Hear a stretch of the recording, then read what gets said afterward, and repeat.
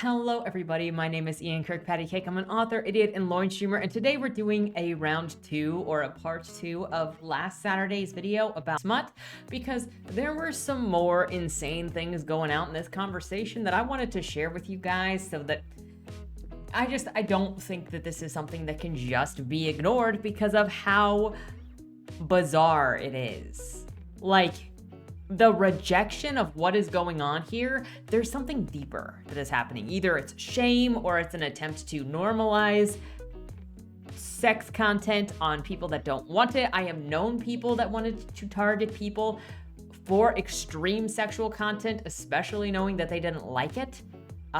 So what is this? I want to know what your guys' thoughts are on what is happening in this conversation and with this community specifically. But before we get started, number one, if you enjoy what I do here on the channel, please remember to like, share, and subscribe for more. Number two, if you would like to be featured on the channel, check out the links down in the description below. A couple ways are through Lamoy, the monthly prompt writing contest, where I give you a prompt. You answer the prompt with a short story or a fragment, and then the first Monday video of the month, we read some of those together, bask in the creativity of this community. The second way to be featured is if you're an indie author and you have a book out or a book coming out. If you submit your first chapter and your cover, they'll be read here on the channel at some point, and hopefully that'll help you find more readers. The third thing is if you would like to check out any of my books, Judge Me, you can find them down in the description below at any of your favorite places to get books, including the library. Now, prefacing, I feel like I should do a recap just in case you didn't see last week's video and just on what the topic at hand is here. But long story short, there was a post going around on Twitter, and I know Twitter, hellscape, blah, but it is also something that contributes to the culture around the writing community online. And the writing community online is very specific, and so it fosters part of like what people feel comfortable with, what people feel comfortable saying, and a lot of people in different genre communities end up not being able to say certain things because they will be blackballed, blacklisted, or just cast out and left alone from their specific genres. So this feels like something that some romance writers can't talk about, and even as they spread out across other genres, maybe you get pushed out of those other genres, just like how I've covered a couple of things on the channel that have to do with the horror community, because sometimes you just can't facilitate that conversation.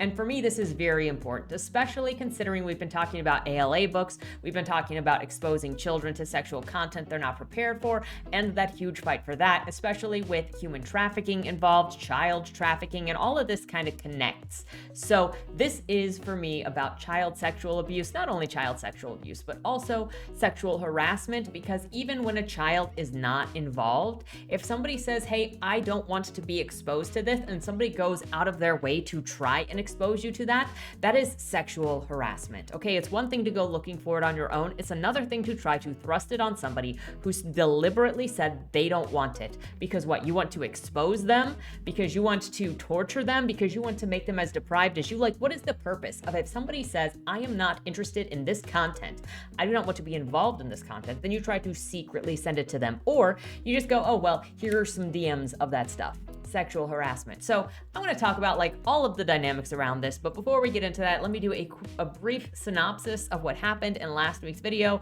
There were a couple of things like a couple of days after that happened after I shot that video that just made it more insane, so that's why we're going back to it.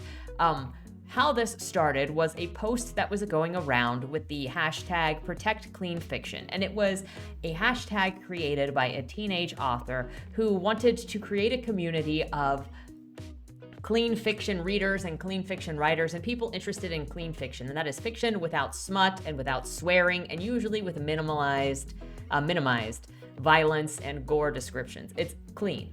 And it is for a very specific readership. It's not just like no sex and no lust. It is very specific readership, in the same way that if somebody says, I want to read smut, then you're going to have very specific criteria for what counts as smut, because that is going to be a specific reader looking for that thing.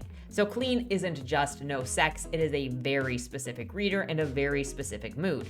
Now this author also put in her post that she believed in educating people on the dangers of smut. And if you go to her website, you can see her talking about how she believes that smut is the same as pornography and has the same effects on the brain as pornography. So there are also many studies that show the deteriorating effect or the dangerous effect of smut on the brain that can cause that seeker of the high, that can cause that addictive behavior and eventually lead to sex addiction, which has ruined many a men's life specifically, as that has been studied more than the effects of smut.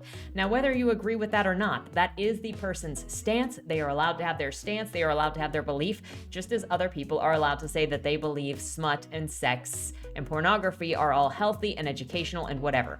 Y'all can have your different opinions. You can state your different opinions. There is no controversy there, if you ask me. Everybody's got a different opinion. Like, I disagree with people all the time.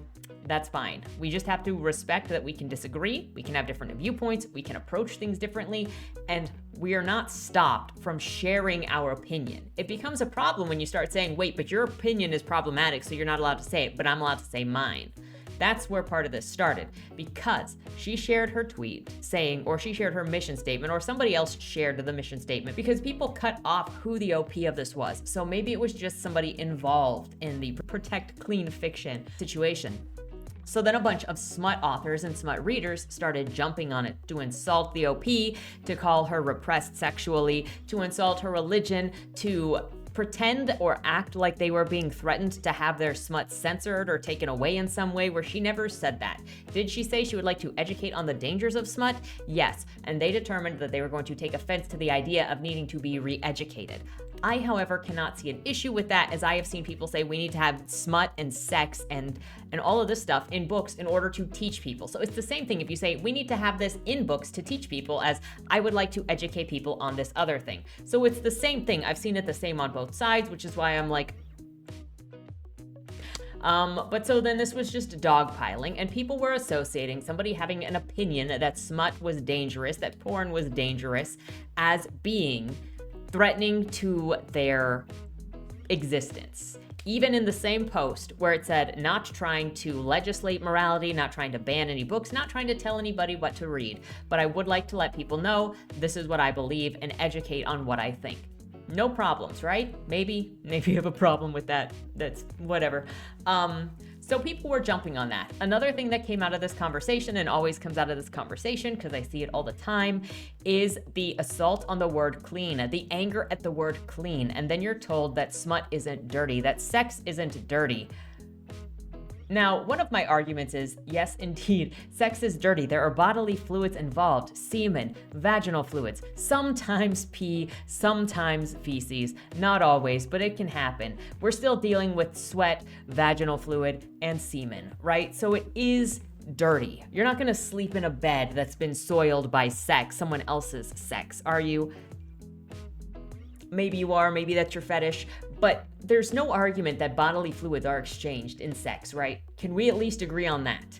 So then people jump on the word clean as if it's a moniker of holy or not holy, of immoral or not moral, when dirty is just dirty. Even the word smut comes from the German word schmutzen, which means to make dirty, to corrupt. So if you look into the background of all this, everything on its own already says dirty, but they will take offense to the word clean because they determine that it implies something is worse off because it's dirty. No, it's just, it's been used. It's a used bed. It's a used wall. You put semen all over the wall, it's used. Do we need to really argue about that? So these are the main arguments: is, are you allowed to have an opinion, to share your opinion, even if other people don't like it? Why are you jumping on it? And then what is the issue with using the word clean versus dirty? Now, some of the craziness that is involved in this is to the point that people are in such a denial of what smut is that they have now made pornography subjective. They reject the idea that there is any definition whatsoever of pornography. So we're going to go through some of these responses, and I would love to get your ideas on some of them,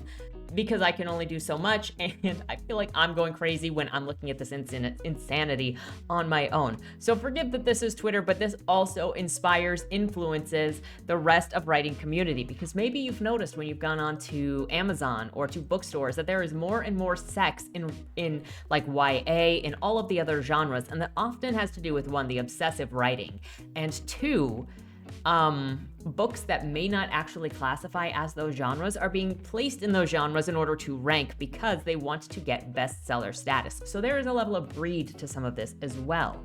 We're going to start off here with Gabriel saying, I'll read anything as long as it's good, but don't ever promote your book to me as clean. I know you're a shithead. I don't need explicit sex in a book to enjoy it, but if you rail against it, you're an asshole. No one's asking you to write it or read it. Now, this response to me was over the top because clean is a specific genre, a specific book.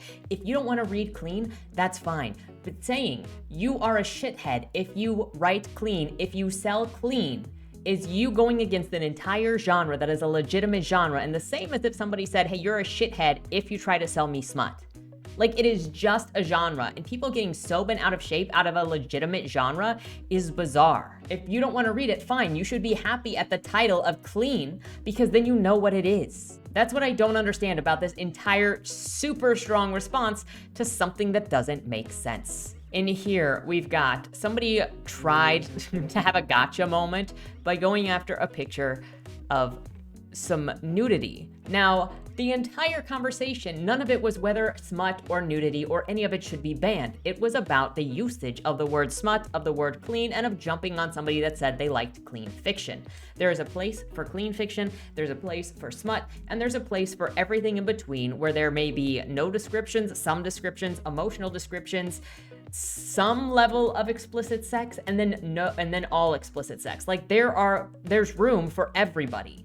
However, this thing just jumped on you. Either have to be a puritanical religious freak, though, or a sex fiend that screams at the sound of chastity. Now, I bring this up because first we got the banished to the shame hole, which I don't know why I would listen to anybody like this. But listen, I'm not quite sure how to explain this to a minor, but no, there is no difference between nudity, because the OP up here, which is Monty, there's a difference between nudity and pornography. Judging by your tastes, I guess that you can't tell the difference. Nice try, but better luck next time. So, banished to the shame hole says, listen, I'm not sure how to explain this. There is no difference, though. There's just your personal opinion on whether something is titillating or has artistic merit. To use the tamest possible examples, razor commercials and shoe ads are both used as porn. So, there is a level of personal opinion in and personal experience in fetish and in arousal, but there is a legal definition to what is pornography. There is the purpose of creating something to be titillating. And that is also what matters. Go back to obscenity laws. There is not this, but there is various shades of whatever. If you're saying that because you can jerk off to it, that makes it pornography, then this person is now arguing that a picture of school children is technically pornography and everything is pornography because somebody somewhere jacks off to it. That is incorrect. That is obfuscation. And why are you so stuck on denying what pornography is and what smut is when that is your genre? Like, the entire genre of smut requires you to know what smut is because that's what your readers want. So why would you expand it to include literally everything? Because then that means you're not serving your readers. So what is it that you are trying to obfuscate here by saying everything is smut, everything is pornography? All that I can infer from this is that you are trying to expose people to pornography by not recognizing what pornography is, by pretending you don't understand what pornography is. Nudity is not pornography. Being in a bathhouse naked is not pornography. Being in a pool that is a woman's pool is not pornography if you are naked. Then you got user Nico down here says it's notoriously impossible to functionally define porn. There's a famous quote from a judge who was asked and said that he couldn't, but I know it when I see it. Attempts to ban porn with allowance for artistic merit have all failed. They used to produce documentary-style porn back when censorship laws said intercourse could only be shown in anthropological documentaries, voiceover narrating, and everything. You can define pornography. You can expand what is a fetish and what is arousal, but you can define pornography. And obfuscating, again, is just your attempt to insert pornography where it doesn't need to be, and I have to ask why. Especially as I continue to read books targeted towards teens that are about sex and pornography, and I continue to see adults. Oh, look, age 30, it's always adults trying to force sex onto kids, and then they say, oh no, but like sex is the rarity and it's wholesome stuff that is the commonality between everything. No, sex is everywhere. I'm tired of seeing it, honestly. In talking about pornography forced on people that don't want it, especially forced in teen works, Why is it always turned into a left-wing, right-wing issue, a political issue, to say don't abuse children? Don't do this. Okay, do you really want to make it your political position that it is a-okay to sexually abuse children? Do you really want to associate that with your political positioning, and that somebody that doesn't want to abuse children is somehow your opposite? I hate to break it to you, I'm not left or right wing, okay? Go ahead and look through my comments. Go ahead and look through the people that don't like me. You will see people on both sides telling me exactly what I am, apparently, without having any idea for nuance, or that people don't fall into this red versus blue. There's nuance that apparently you don't get, because you only want to say that if you want to expose children to sex, if you want to force sex into books for children, and I call you a predator, that I'm right wing. I don't think you want to play that game, but screw me, right? And this isn't a conspiracy. Go and look at, I talked about it on this channel before, they're called The Paper Princess by Erin Watt. And that's a two-woman duo, surprise, surprise. And it's about a 17-year-old who lies about her age so she can be a stripper, being then picked up by this long-lost father she didn't know she had because her mother died. And then she starts all of her teen brother. Well, the main teen brother, and then she has a relationship with the other one. And the entire thing is thirst. The entire thing is having sex and being drugged and almost having sex and being given head while she's on coke or something. And this is listed in its categories as children's fiction and teenager fiction. What are you doing? So this isn't some conspiracy, and if we can't even acknowledge what pornography is, then how are you going to argue that it shouldn't be for children? And that's the whole problem here, is why are you arguing that pornography exists and what it actually is in order to say, well, razor commercials and shoe commercials are pornography. Look, could you look at children or feet or whatever and jack off to it? Doesn't make it pornography. It just makes you a weirdo and sometimes a criminal.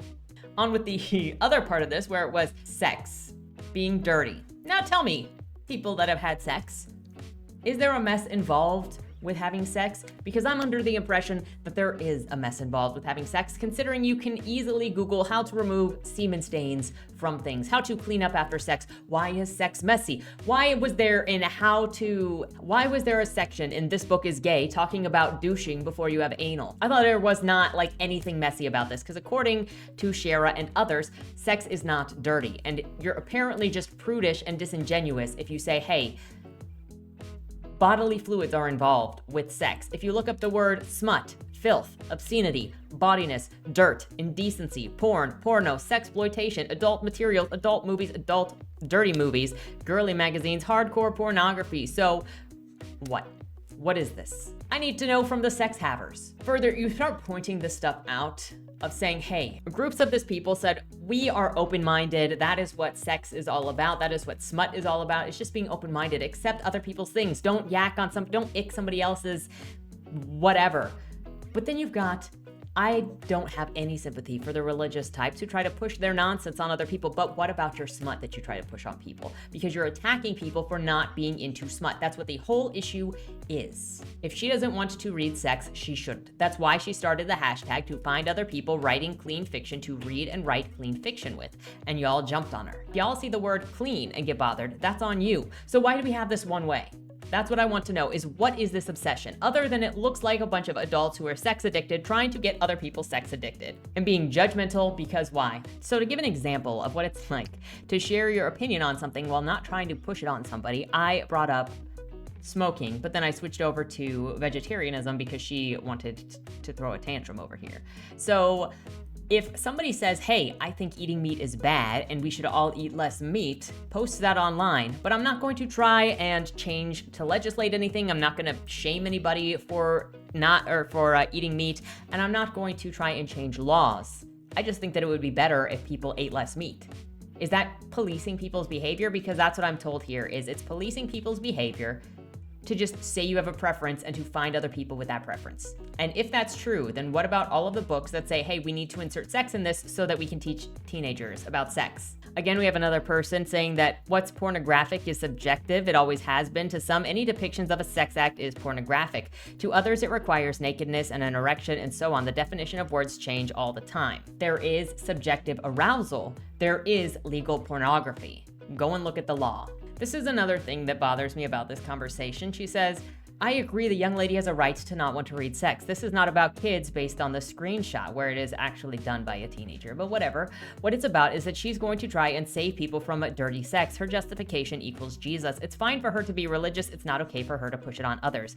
It's fine for her to have her beliefs for whatever reason they are. If you tell her she's not allowed to share them because you don't like them, you're being the bigot, because she's not forcing it on anybody. She's saying, this is my belief, it exists, and I want to share that and why I believe that. In the same way that you want to share why you believe that sex should be on everybody. Except, I just click some random Twitter profiles and I get to see a dick being shoved in some guy's mouth. But of course, that's not being forced on me at all, is it? I'm not being forced to look at pornography on what's supposed to be a safe for work website. So going into this, you also see stuff like this where smut and sex are not dirty. As long as it occurs between consenting adults, it's perfectly fine. These two sentences don't work together, okay? Sex and smut are not dirty. They are technically dirty. Look at them. They are dirty acts. You get physically exhausted and things come off of you or out of you, We've already gone over this. As long as it's between two consenting adults, it's perfectly fine. That is a different sentence than these are dirty or this is dirty. Also, smut is defined as dirty. So, let's get it. But also, two consenting adults does not mean that there is not schmutz involved, right? And are you making a judgment now on all of the smut that is non-con or dub-con? Because, Shara, that's not really inclusive of you. But this is also a problem, is these people that are obsessed with the genre are applying judgments, moral judgments on the words clean and dirty when they're just descriptive words. And then they're putting those words in your mouth. And if you say, hey, can we just make sure that things are marked appropriately? They say that you are a bigot and this is censorship, which it has actually been mentioned that it is censorship. I am an asexual romance author, and while I do agree that we should have more room at the table for romances that do not center sex, oh, look, they're agreeing that there's not much of it out there. I also believe that this person is regurgitating right-wing talking points because the OP is not talking about inclusion. No, this is censorship. So not including sex, saying, hey, I would like clean fiction, is now censorship. Just saying that this genre exists or that you would like to focus on this genre is censorship. Can we not make everything political? Everything does not need to fit into right-wing or left-wing garbage. It is just respect people's boundaries and back off. But that's apparently impossible for all of this, because then it has to get turned into, well, right-wing talking point, just accept. And this is what makes it harder for other people to accept you. And then when you also mention this kind of stuff, you got people like Natalie here who says it feels like this person who expects clean fiction to exist is most likely repressed about sex. So apparently, if you would just have a preference for clean fiction or even not explicit, let's not even talk about just clean, but maybe not explicit, that you are sexually repressed if you don't want to read about sex in explicit detail. Is there no person whatsoever that could be fine with sex, but not want to read it in every single book, that would like to maybe get into a book and not be surprised with a dick in the face? That person doesn't like sex in books. She doesn't have to read any of them. That's all that she's asking for is the label, and y'all are jumping on it. There is nothing wrong with sex in fiction because sex scenes are great to some people. I don't like to read constantly sex scenes. I have a couple of books on this channel that were erotica that I read and that I did normal book reviews on, and I get nothing out of it. They're not fun for me to read. They're typically pretty disgusting, quite honestly, and there's nothing for me to get out of them. You can see those reviews here on the channel if you really want to. Saying that you don't prefer sex scenes is not saying that you have anything against sex. And that is also the problem with this, is these people that are obsessed with it, that'll have these conversations, or not conversations, that'll jump on you for this stuff, do not recognize the spectrum of involvement with sex. You either are totally sex positive, obsessed with sex, or you're repressed, you got a problem, and you're saying that sex is bad. How about, I actually think that sex is something special. I think sex is something special between two souls where they become one, where they become bound to one another, where they share a moment of being partners forever in their souls. And that's why it should be respected. That's why I personally like Closed Door or Fade to Black or something that is less explicit, because I think the characters deserve to have their moment alone together with one another without a voyeur, because it's an intimate moment for them. And I don't get anything out of it. I don't need to get anything out of it, and I don't see any point to invade that space. Now, if you get something out of it, that's fine for you. There's no judgment on you for enjoying your smut. But so then why can't you see why somebody else might view sex differently than you? And this comes down to, I've had conversations with other people where I've described how I view sex or I see sex, and then they feel the need to start defending how they've experienced sex or how much sex they've had when I haven't had any, because I see it as something special. So it's not a judgment on you. And that when the immediate response is self-defense, it looks like shame. It looks like you're dealing with your own thing. Now, I don't want to put that on anybody because we're talking about making judgments about other people, but can we stop making judgments about people and just accept if somebody says they have a preference to something, you don't have to take it as a personal assault, okay? Somebody else's like for pancakes is not an assault on your waffles. Now, finally, I want to end on this one because this is an issue that I have. Robert over here goes, instead of letting people read and write what they want, we're going to protect them from spice. Just say that you advocate censorship. Genres don't need protecting. Let's be real. Genres do need protecting, because I got tricked into reading thirsty, fic erotica that was sold to me as dystopian Western. If you are lying about what is in your fiction so that you can sell me smut, yeah, other genres need to be protected from you, because you are a con man and you are lying to people to sell your genre, to sell your books. You only see me as a dollar sign, not somebody to actually sell your stuff to enjoy your stuff. But that's not censorship. To say mark your fiction appropriately for the audience that wants it is not censorship.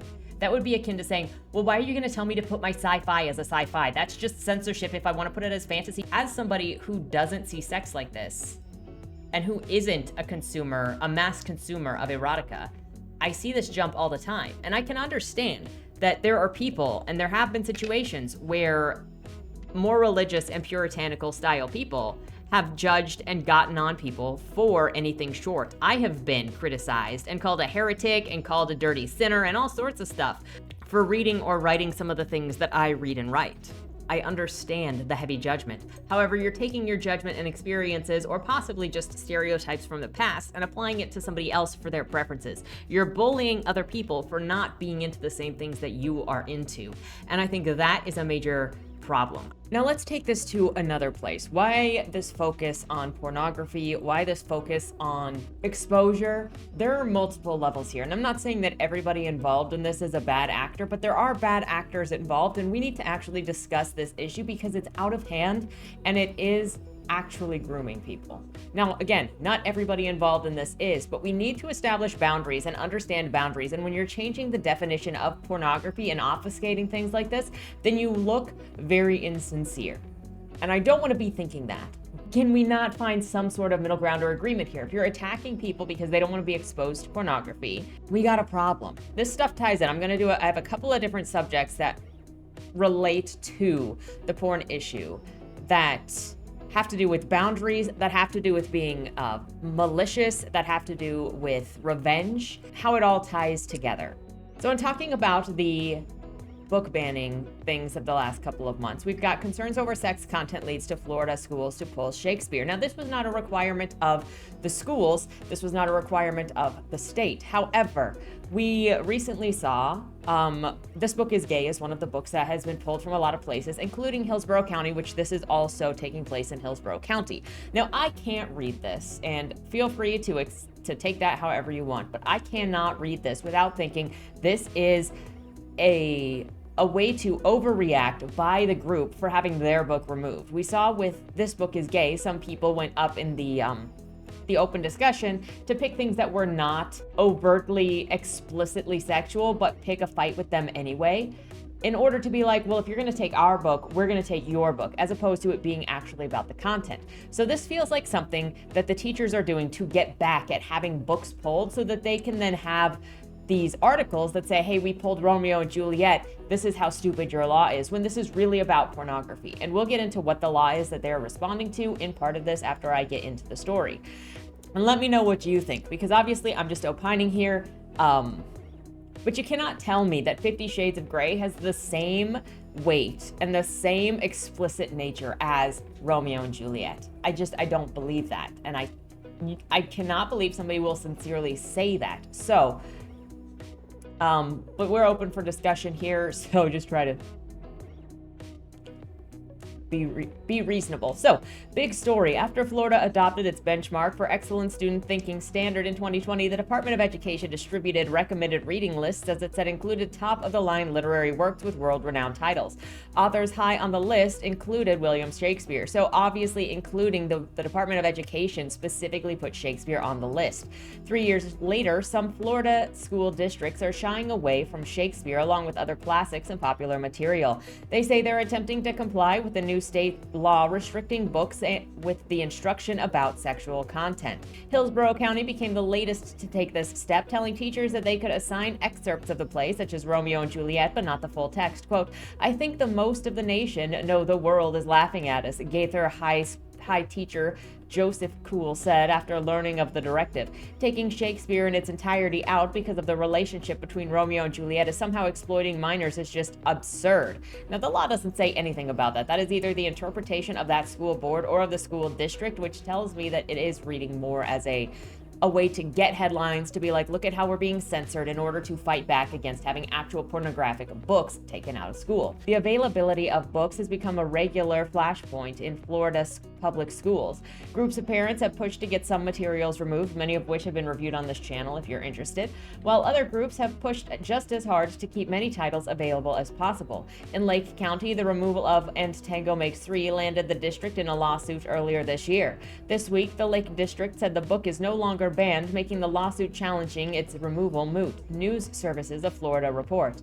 District officials said that they returned the book to the Learning State Department of Education, explained that laws restricting instruction on gender identity and sexual orientation do not apply to independent reading materials. Meanwhile, a growing number of titles are under review in Northeast Florida school districts. School districts are spending tens of thousands of dollars reviewing and cataloging books that meet the state laws, Politico Florida states. Media specialists have been scrutinizing millions of books. As if this is a problem, you should have already reviewed and cataloged these books before they went in school. The fact that you're doing it after the fact is actually a problem. So what is the law that actually went into place about this? They were calling it the Don't Say Gay bill, but that is not what it is. We're going to go down here. The new law prohibits schools from enacting policies that prevent the disclosure to parents of critical decisions affecting a child's mental, emotional, and physical health or well-being. Schools could still withhold certain information if they believe the disclosure would result in abuse, neglect, or abandonment. Another key provision is the measure that prohibits classroom instructions by school personnel or third parties on sexual orientation or gender identity in kindergarten through third grade, and it could prohibit the teaching of those topics in higher grades in a manner that is not age-appropriate or developmentally appropriate according to the state standard. The 7-page bill, which will take effect July 1st, also sets a deadline of June 30th for the state to come up with an updated standard that would decide what age-appropriate instruction looks like. So at this point, there should be a description of what's age. So at this point, there should be a description of what age appropriate looks like. Requires schools to notify parents of any health care services being offered to children and give the opportunity to families to opt out of them. Requires schools to get permission of a parent before administering any well-being questionnaire or health screening to a child in kindergarten through third grade. That doesn't seem unreasonable. You don't get to go and pry children that don't know better for personal information. That just seems creepy that you don't check with parents first. And allow parents to sue in court if they believe a school violates the new law or requests the Commission of Education to appoint a special magistrate to get to the bottom of the complaint. So clearly there's nothing in here that would require Romeo and Juliet to be taken out of a high school. And so that just looks like it is revenge to try to get to the headlines, to try to go after this law in a different way because they are losing, and pornography has been removed from schools, though obviously not all pornography. Now, this pervasion of pornography obviously goes back to the shifting definitions that some of these people have, where what is pornography came up in the conversation. And if you say, well, I can't define pornography, then obviously you cannot keep pornography from getting into YA books, which is also a problem with these arguments. If you tell me that you do not understand what the basis is for pornography, which does have a legal definition, you can extend it for fetish, for what turns you on specifically, but if you cannot recognize the legal definition of pornography and obscenity, then how can you tell me that you are not putting it in children's books, that you are not protecting children against it? And then you've got the people that say, well, okay, but maybe I'm not, but also they should be exposed to it. No, they shouldn't. That is child sexual abuse by definition. And so part of this problem of this over-sexualization of everything is people are either hiding the fact of what it is to expose children, which is a fetish in and of itself. We will get into that. But also if they don't understand the lines, then if they're not malicious, their ignorance is harming others. And as has been said before, there is a place for your smut. There is a place for your thirsty fiction, but you need to mark it clearly and not put it in places it doesn't belong. However, this is getting into YA. This is getting into other genres. This is taking people who are I have seen people look at Christian fiction, at clean fiction, and say, I want to get in there and expose these people to sex through these genres that are supposed to be clean. It has to do with people getting into things that are not made for that and sexualizing them in order to expose that audience to that sexual addiction. And we see it more recently with Baldur's Gate 3 at being the horniest RPG I've ever played. It should have been obvious when, before launch, Lauren showed off a bear and a vampire going at it, that Baldur's Gate 3 was going to be unabashedly horny and more than a bit weird. And across the 100 or so hours that I've played since early access, it's only gotten hornier. I often have to cover my puppy's eyes while I'm playing because he's far too young to see that kind of smut. But otherwise, I'm delighted. Baldur's Gate 3 is absolutely, and pardon the crudeness, dripping with sex. The Forgotten Realm is jam-packed with unapologetic flirts. You can hook up with villains, and early on I walked in on a bugbear and an ogre going at it. As a bard, my response was to tell them that fans of erotic literature would pay good money to read about this kind of thing, which stroked the bugbear's ego considerably. The ogre was less impressed. Both of them thought the escapade being committed to text and the virality of her eager partner. You only need to briefly take a look at Twitter to see how this has affected players who have been gleefully simping for their favorite companions or debating the merits of the various genitals that you can bless your character with. Penis D has a lot of fans apparently. Everyone has just gone full horny on main, including the PC Gamers Slack channel. It's Friday energy every day now. So you can have your horny game. Problem is, the people who did this took a game that was fundamentally not what this is, then made it sexual and exposed more people to something that they were not expecting. So it's like taking Star Wars and turning Star Wars into a porno after 9 films. And expecting the fans to just accept it. Now, some will, some won't, but what you're doing is you're blurring those lines and you are appropriating something that is not yours to trick people into experiencing more sexual content when that's not what they signed up for. So let's look at the Steam page of, here's the first Baldur's Gate. If we scroll down to the rating system here, we've got animated blood, mild language, use of alcohol and tobacco, and it is a T rating, right? So we've just got a normal fantasy game here. If we go to Baldur's Gate 2, scroll down to the rating, again, animated blood, mild language, use of tobacco and alcohol, T rating. So then you go to Baldur's Gate 3. Intense violence, blood, gore, strong sexual content, nudity, strong language, M17+. So this is for a completely different audience than what was in the game before. It's going to surprise people because fans of the previous Baldur's Gate are not going to go into this expecting the sexual content that it is, where all of your interactions have heavy sexual implications. That is tricking people into your sexual content. Which leads me into the final thing, is we cannot ignore that there is grooming involved. Again, not all smut writing is grooming. If you mark your stuff appropriately, if you don't try to expose other people to your smut if they're not looking for it, you're fine. The problem is that there are people who are not doing this, and then there are people like in the comments at the start of this video that want to expose people, that don't see a problem with exposing people, that don't see the problem with erasing those boundaries, with recognizing what smut is and getting over themselves because they're ashamed of what they do and they don't want to admit it, because how else do you define how somebody gets mad at the word dirty? So recently there have been, by recently I mean on Monday, Jean Ella Hollywood, a popular transgender porn star, Twitch streamer with over 300,000 followers on Twitter, has been implicated in a ring of pedophiles that get off to exposing children to porn. There is even a fetish phrase or acronym used for this, which is EPI, Early Porn Introduction, the fetish of exposing minors to pornography. And in this, we have a picture of the alt account of Ella Hollywood, pornosexual dopamine junkie. That explains the sexual addiction. Down here in a DM, where OP is in a conversation with somebody else, we can only assume this is legitimate, but take it with as much grain of salt as you would like, because obviously there are enough rumors on the internet. But we can still have this discussion of EPI. So whoever this is said, I was raped of my innocence by degenerate porn creators like you. And obviously we have this account appearing right here. And I did it to you, and I bet you're doing it to other gooners who are 18. And this person said, you really think that there aren't 11-year-olds looking at your stuff? And over here, lol, you should edge to that. I know that there are, so you should jack off to it. They're gonna be so screwed. For here, you have a continuation of conversations. I love Bad Bell. Bad Bell is a creator of pedophilic gooner captions, such as, I made this for you, child abuse, dopamine, dopamine, dopamine, and celebrating the predatory degeneration. Further down, we've got some content from Anonymous Sports saying, I've seen the video he is posting in the DM on trash before. It's just a drawn lolly, but it encourages the user to look up real material. I don't really think that you should show people, but at the same time, it would 100% win over most people if they saw what it is. We got, dude, Newgrounds is EPI Mecca, I'm telling you. So that is early porn introduction and surprising children and minors with porn. Praise of Shota, which is underage looking characters or underage characters drawn that way, having sex or being promiscuous. So what we have here is obvious concentrated efforts. People think that you have to go to the dark web or some sort of illicit website in order to see child grooming or child sexual abuse, but you don't. It's all over Twitter, and it's all over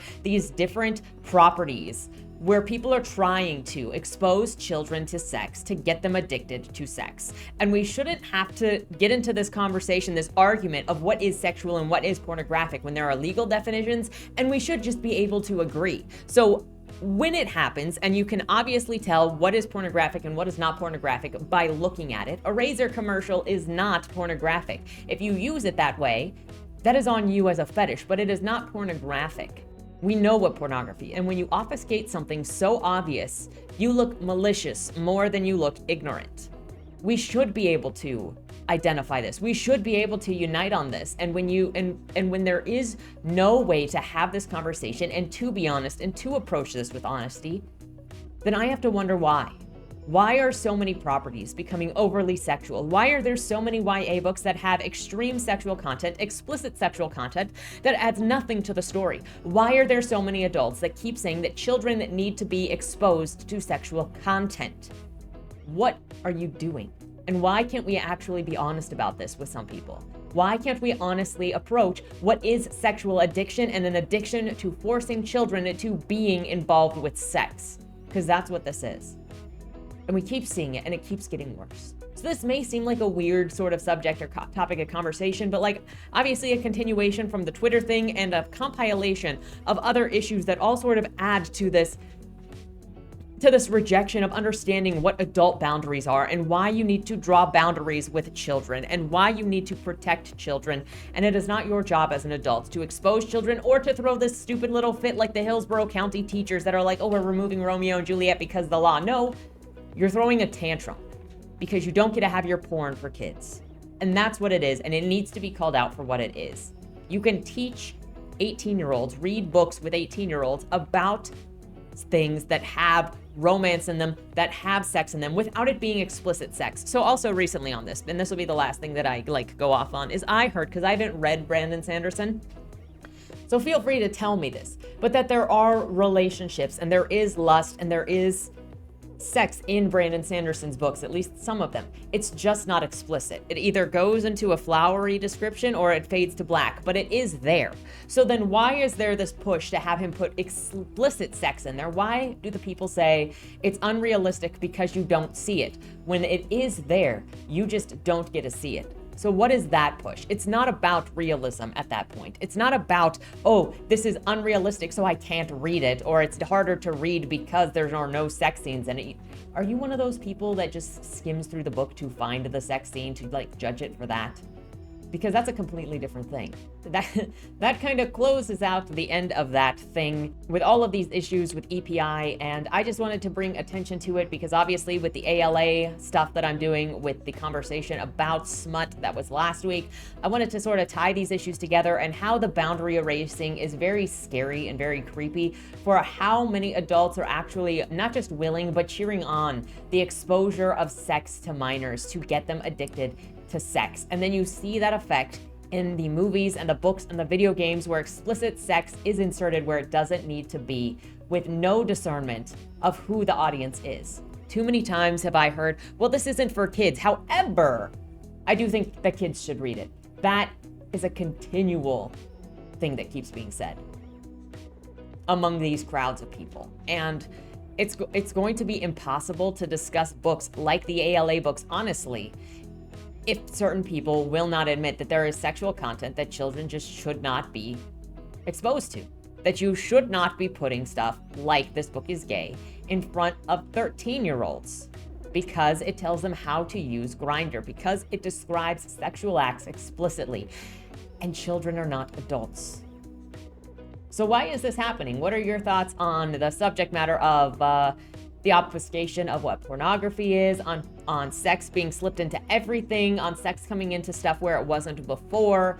Just anything on this topic, because I think it's an important topic that's also not being talked about enough, but it's also so spread out that you kind of have to have your finger in different things in order to see these patterns. Because you've even got, obviously, internet entertainers like Ella or the Miranda Sings. So you've got these things out there, so spread out and so casual, and you've still got the rejection by the smut peddlers. And final time, because I know that somebody is going to say something, is you can have smut, you can have clean fiction, you can have fiction anywhere in between. The point is to properly market for the people that want it. It is not just rude, but it is sexual harassment and abusive to target people who are actively avoiding that or who ask for not that and expose them to your smut. If they say no thank you and you're like, well, too bad. It's different if somebody gets into your book knowing what it is versus if you hide what it is and then throw it at them. Okay, that is completely different. But if you hide it, you're the dubious one. And I think this needs a discussion. I don't know what the obsession is with not just sex, but exposing people to sex and exposing unwanting people to sex. I've seen this in real life where it's somebody specifically says, hey, I don't really like this. And somebody else goes, well, let's read some smut because I want to expose you to it. I've seen it a lot more than you might think. So that's it. Let me know your thoughts down in the comments below. Looking forward to this discussion because, like I said, I think it's important and it's not being discussed enough of what all of this stuff is and what it's doing or trying to do. And with that said, thank you so much. Have a great weekend and don't die. Was that Wayland Cross in the trunk? Do you know, or is that something that's still being figured out? The person in the trunk was not Wayland Cross. Is he in trouble? We don't know who did it, but as the owner of the car, the longer he's missing, the worse it looks for him. Cross isn't a killer. For the last couple of years, the average number of murders in Baltimore has been over 300, and it's been going up. Mind you, that's only whatever the badges count as official murder, and believe me, there are people that don't count when they die. Wayland? If you're down here, tell me. I'm not talking to the badges, I've been looking for you. They found a body in your trunk. Why? Did you do that? To the left, plain black letters read along the wall. You walked in the corridor. Once that ends, you chose the dark is on the right. My vision goes blurry, flickers black and black and black for longer intervals until I can't see anything at all. I'm not screaming anymore, but my voice echoes back to me. Where the hell am I? You're dead, Josephine. Even smart people do stupid shit sometimes, right?